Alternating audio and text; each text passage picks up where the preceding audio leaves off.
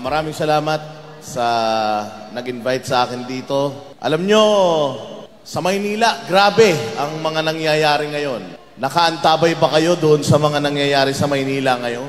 Ayan na yung pinaghirapan natin. Nagsisimula na. Unti-unti, nakikita na natin. Lahat ng mga isinisigaw natin, akala natin noon, tayo lang eh. Pero ngayon nakikita natin, ang dami na natin. May nagaganap din na prayer rally sa Davao. Grabe, ang dami ng tao nagpunta doon. Diyan sa Maynila, naku po, yung mga kabataan, hindi natin ini-expect, lalabas sila sa kanilang mga tahanan at magpapahayag sila ng pagkadismaya sa pamahalaan. Ang daming tao ngayon sa EDSA Shrine. Nandiyan yung mga kapatid kong banateros. Sa EDSA Shrine ngayon, tuloy-tuloy na yan. Sinimulan natin yung ating pagtitipon-tipon. Simula yan sa Liwasang Bonifacio. 8 araw na nagdasal ang Kingdom of Jesus Christ dyan, kasama ang Maisog, kasama ang PDP, kasama ang mga nagmamahal kay Pangulong Duterte. Nagdasal tayo lahat at pinakinggan ng Panginoon yung mga dasal natin. Itong gabing ito, tayo'y nananalangin pa rin para kay Pangulong Duterte na bigyan siya ng lakas ng loob, bigyan siya ng malakas na pangangatawan para makauwi siya dito.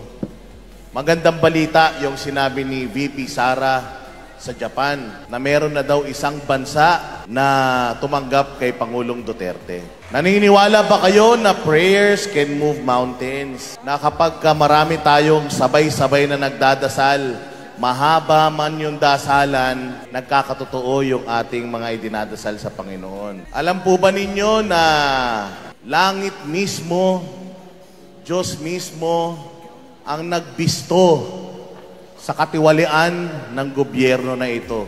Natatandaan ninyo, ipinagyabang niya sa kanyang SONA yung flood control projects niya na 5,500 daw. Kinaumagahan, anong nangyari? Bumaha. Nabisto ng mga Pilipino yung mga pagnanakaw nila sa flood control projects pa lang.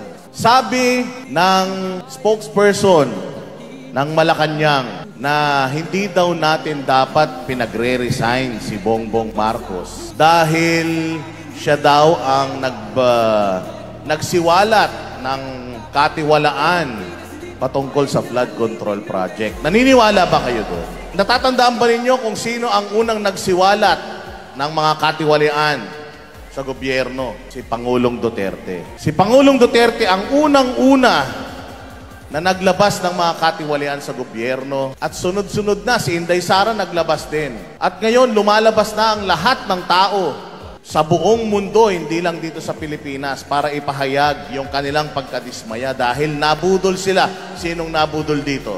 Pero alam nyo ba na ang problema talaga natin, komunismo? Yaan ang unang-unang sinolusyonan ni Pangulong Duterte, komunista. Ang nagpapatakbo po sa gobyerno natin ngayon, komunista. Nagkaisa para pabagsakin ang dalawang pinakakalaban nila. Sino yon? Una, si Pastor Kibuloy. Pangalawa, si Pangulong Duterte. At dahil itinuloy-tuloy ni Inday Sara yung paglaban sa komunismo, pati si Inday Sara, tinrabaho na din. At ang buong angkan ng mga Duterte. Mahaba pa po ang laban natin. Hindi pa magtatapos dito. Meron pa silang 3 taon. Pwedeng bukas, wala na sila. Pwedeng sa makalawa, o pwedeng matapos nila hanggang 2028. Tama ba namin kayo nasisigaw mula ngayon hanggang 2028 na Marcos, hindi mo na kami maluloko ulit? Sigaw tayo sabay-sabay. BBM, hindi mo na kami mabubudol ulit. Go!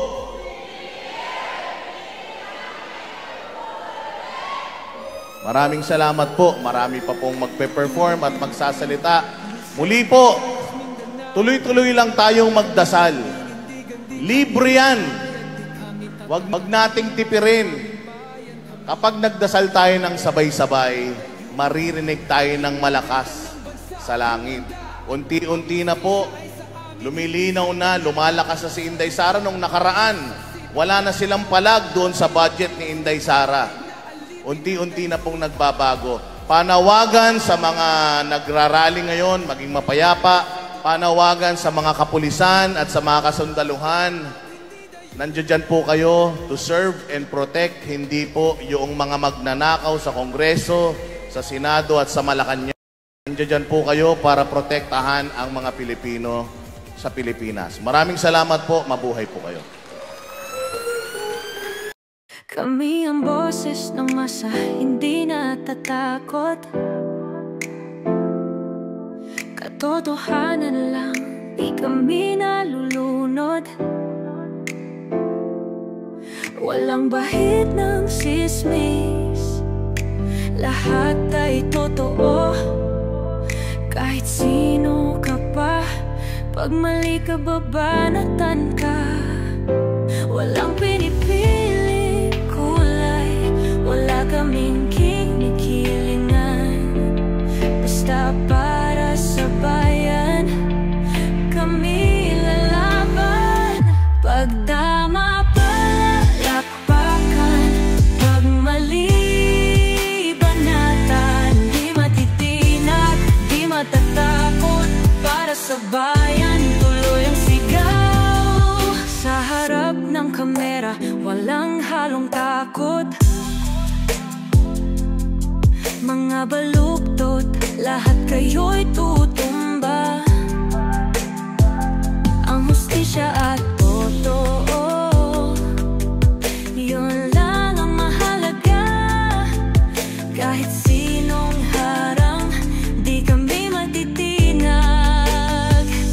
Walang pinipiling kulay, wala kaming kinikilingan.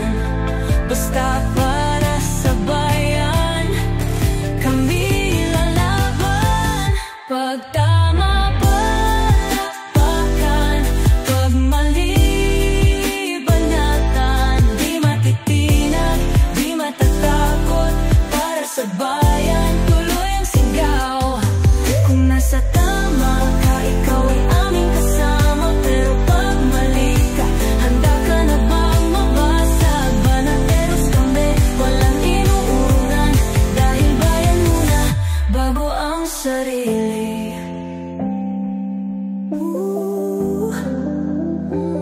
Bago ang sarili.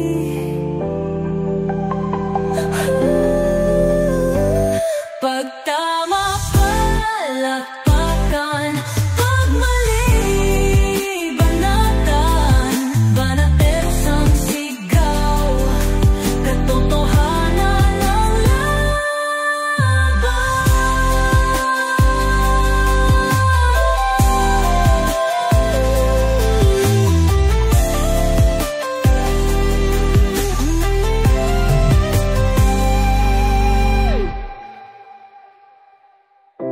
Sa harap ng kamera, wala